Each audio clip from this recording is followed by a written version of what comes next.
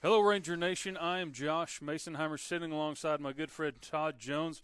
We are very excited to present to you the first ever Ranger Rundown on the Greenwood Sports Network. This program is the brainchild of new athletic director Brian Hill, and it's an opportunity to share a peek into the Greenwood athletic department, the individual programs, and the coaches that lead our community's youth.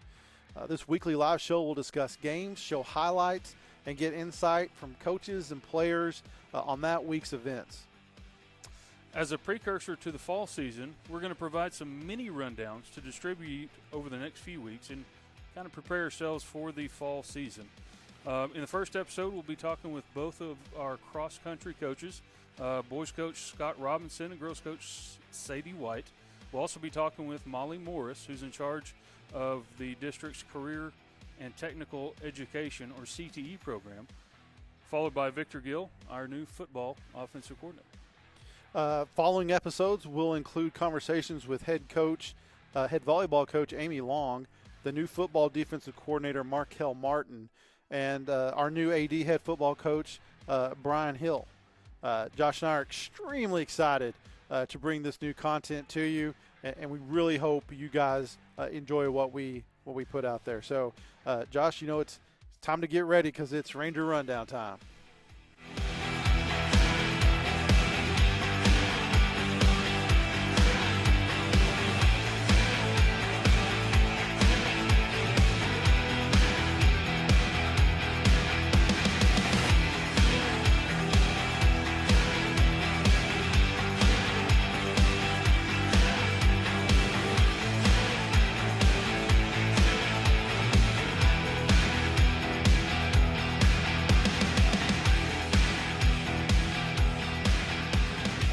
Starting off today, we are sitting down with boys cross-country coach Scott Robinson to talk a bit about the boys cross-country program. Coach is starting his fourth year at Greenwood, where he is the head coach for boys cross-country as well as the Rangerette softball program. We're going to save the Rangerette softball program for another episode later in the year. So, Coach, glad to have you, and welcome. Well, I appreciate y'all having me. I'm real excited about it. Hey, you ready to jump in? Yes, sir. All right, well, let's get right to it. No reason to beat around the bush. Expectations for 2023 boys cross country season. What are we looking for? Well, we made some progress last year. Ended up landing out to regionals. The team just nearly got there. So we're really looking to get the team to that point, and then we were looking to get one individual at least to state. But after we've been watching them practice this summer, we got a real shot here.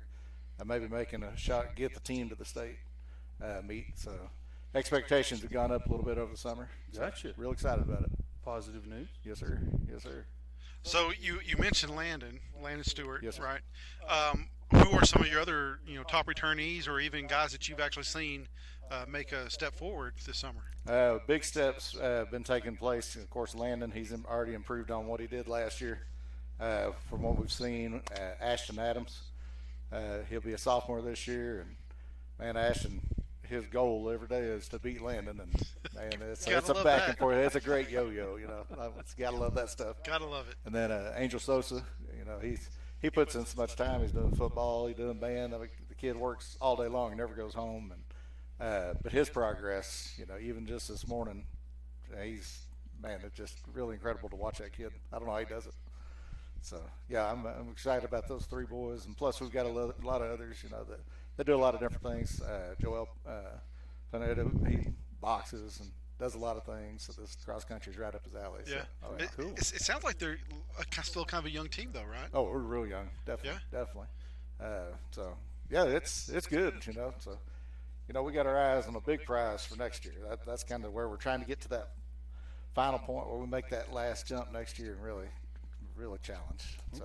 Okay. Good. Any interesting ideas that you have planned for the boys to make that jump and be a good state contender? Well, we're really going to do a lot more work on the hills, go over to Big Spring, that park over there at Comanche Park, Comanche Trail has a tremendous amount of hills. Sure. And of course, that sets Big Spring apart from everybody out here. So we're going to get a little bit of that, but we're real excited. We're working on getting some concepts put together, putting them in the mountains, taking a trip to Ruidoso for a few days of training up there, racing against some of the local schools So, over there. so oxygen deprivation as Yes, well sir. as hills. That's exactly right. Yeah, So step it up. that's right. And at the end of the year, we're not there yet, but we're trying to get ourselves approved and go to this meet that's up in 11,000 feet up in the sky in Colorado, and it's supposed to be the toughest race in the nation. And we're hoping to get there and try it out. That just sounds like a heart attack. It does. It's a good thing I'm not running it.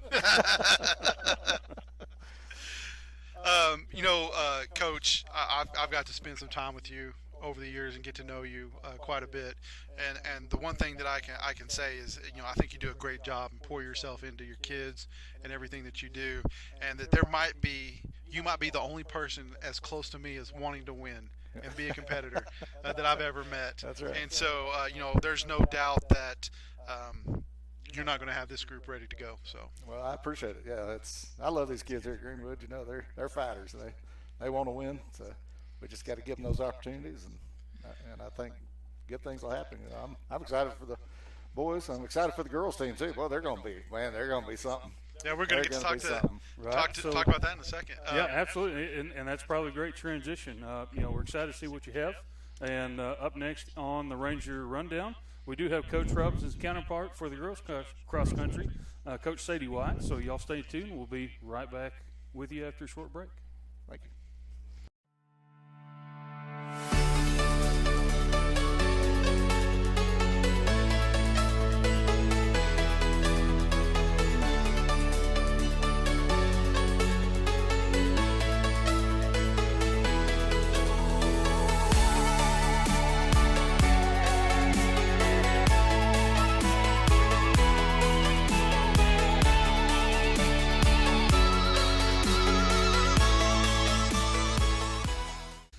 Up next, we now have Coach Sadie White at the table to discuss the girls' cross-country program.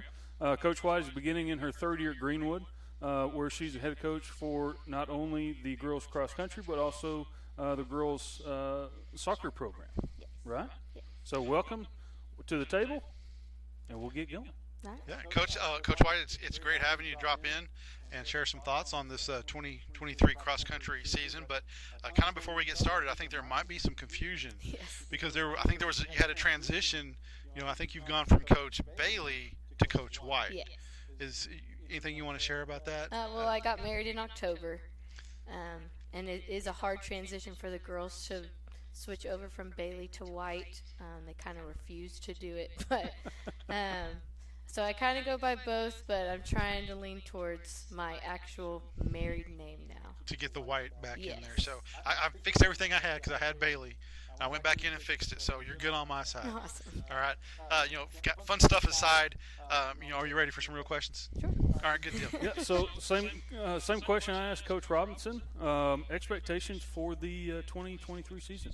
Yeah, so this is my first time doing cross country, and so I think just seeing the girls over the summer and seeing their times recently, I think the high expectation is definitely to win district, and I think a lot can go further than that for sure. Okay. Yeah. Who are some of the top runners, returners that you're working with that you kind of might be have some excitement for or shown some steps forward this summer? Yeah, so May Savage, who's a freshman, today she ran hers in 11:41, which the state runner last year was, I believe, 11:36. So she's competing with the last year's state runner. And then someone that's actually really surprised me is one of my soccer girls, Mackenzie De La Rosa. Today hers was 11:53, I believe. So she has stepped up. She is just running cross country, staying shape for soccer, and she's killing it. So. Yeah, I've got to watch May. I've coached May since she was little. So I've known her and her family for a very, very long time. But this last year in track, it was like May just said, I want to be a track. I want to run track. And she just, started setting school records and was just, a complete beast, on the track when I got to watch her, this spring. And so what you're saying is a little surprising that she's already at that level. Right. But it's not surprising knowing the determination that I've seen in her. Right. And how much she's put in the last couple of years. That she's so young and she's already competing very high. Yeah, no, that is great. Yeah, if you're already attaining times that closely on pace to last year's state, champion, I'm sure that's a good shot to the arm for the program. So, Right. kind of on the heels of that, what excites you most about this upcoming season? I think just the potential that these girls have. Like, I've just only heard about it, and so what really excites me to actually see it in person. So. Okay. I know that you're up to the challenge for getting those girls up and making sure that they are ready for success and they have a stellar season. I've seen the what you've been able to do on the soccer side, starting with a program that came from nothing and what you've kind of poured in that. So, there's no doubt that I think you're the person to help push those girls to the next level, and definitely excited for you to be able to kind of put your fingerprint on the program and kind of take those girls and help them get focused and get the next level. So it's exciting I'm times. excited. So. Yeah, no, that's great. Coach White, we appreciate you coming and sharing with us this upcoming season for the girls' cross-country programs. Coming up next on the Ranger Rundown, we're going to make a hard left turn away from sports for just a little bit and talk about the district CTE program. Todd, if you don't know what the CTE program is, then stay tuned, and we'll be right back with you after a short break.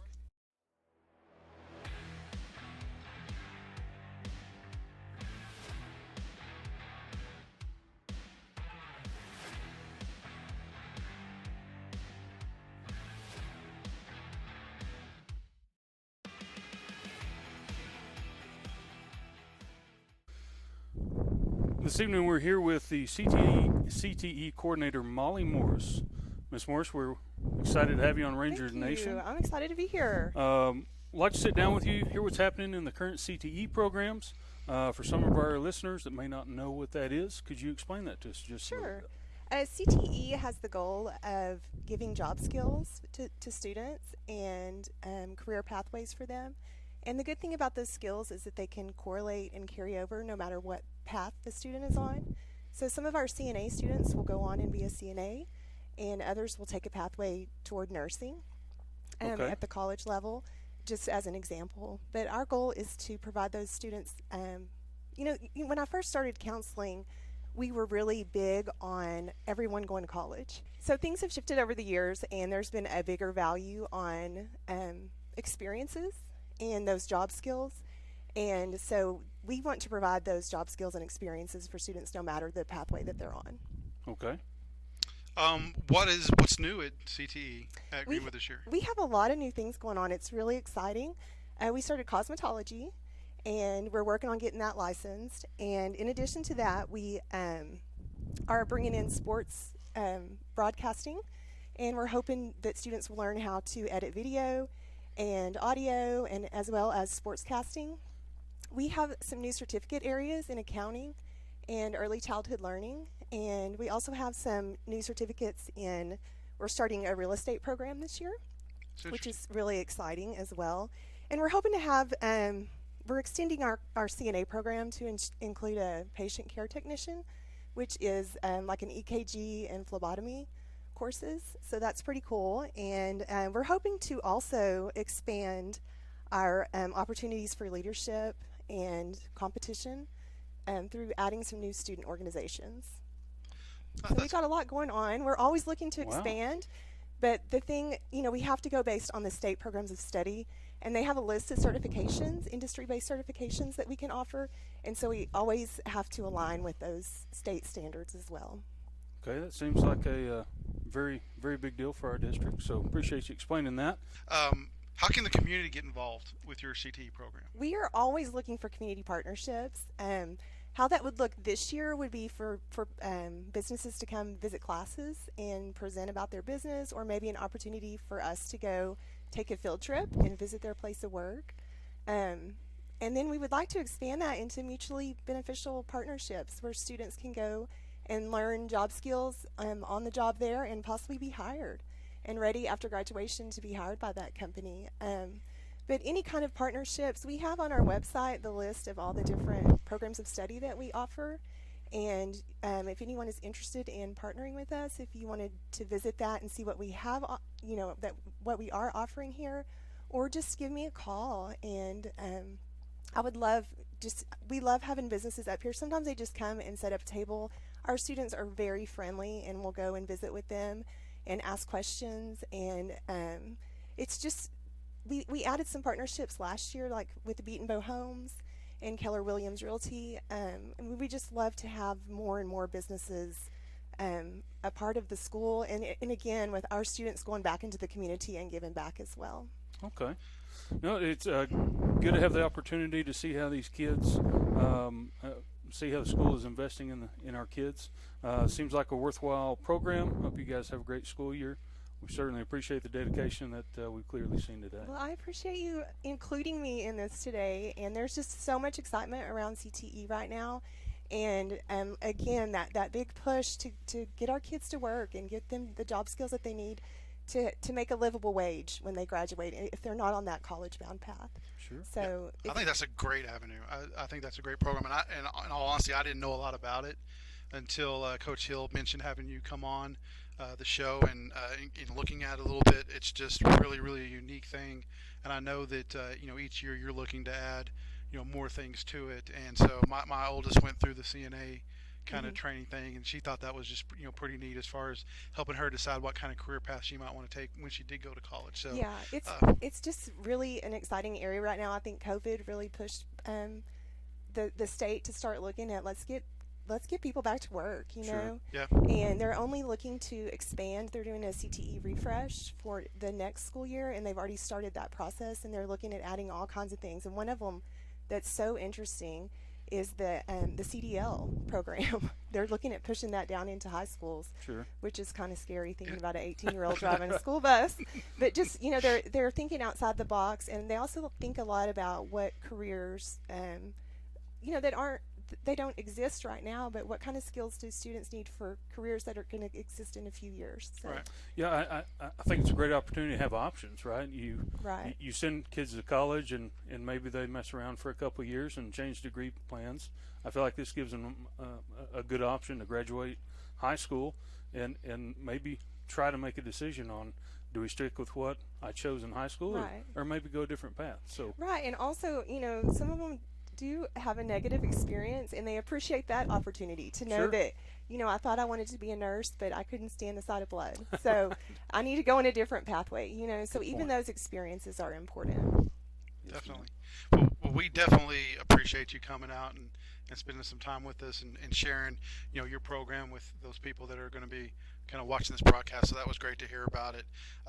Everybody else, we save football to talk for last, but we got our new offensive coordinator, Victor Gill. He's going to drop by, and he's going to provide some insight on his new gig and what he's excited for in 2023.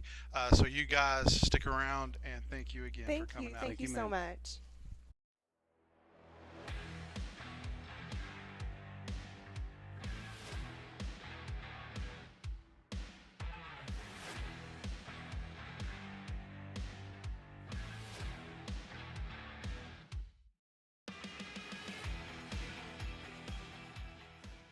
here we go. Okay. Wrapping up our first episode, we have new offensive coordinator Victor Gill here to share a little bit about himself and the upcoming football season that we are all excited about. Coach Gill? Appreciate you having me. Absolutely. And it's exciting to have you here.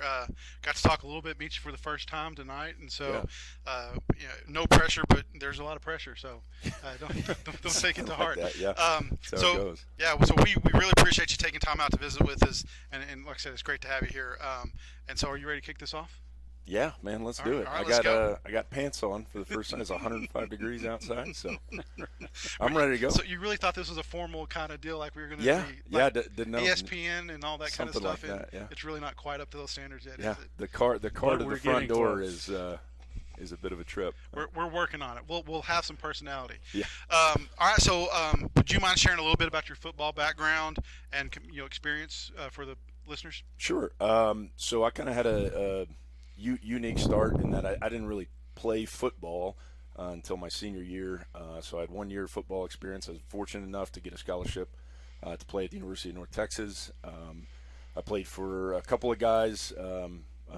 Started as a tight end, went to receiver, and then went from receiver to left tackle, and started the last 3 years at left tackle, which was a bit of a change. That's an interesting progression. Yeah, that's how it typically goes, right?